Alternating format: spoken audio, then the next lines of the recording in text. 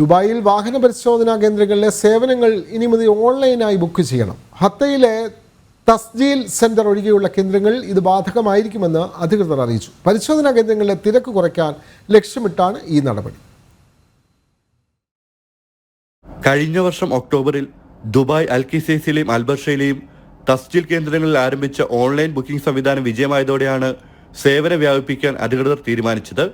ഹത്തയിലെ തസ്ജീൽ സെന്ററിൽ ഒഴികെ ദുബായിലെ മറ്റേത് വാഹന പരിശോധനാ കേന്ദ്രത്തിലും സേവനം ലഭിക്കാൻ ഇനി മുതൽ ഇത്തരത്തിൽ ഓൺലൈൻ വഴി മുൻകൂട്ടി ബുക്ക് ചെയ്യണമെന്ന് റോഡ്സ് ആൻഡ് ട്രാൻസ്പോർട്ട് അതോറിറ്റി വ്യക്തമാക്കി. ജൂൺ 2 മുതലാണ് പുതിയ നിയമം പ്രാബല്യത്തിൽ വരിക.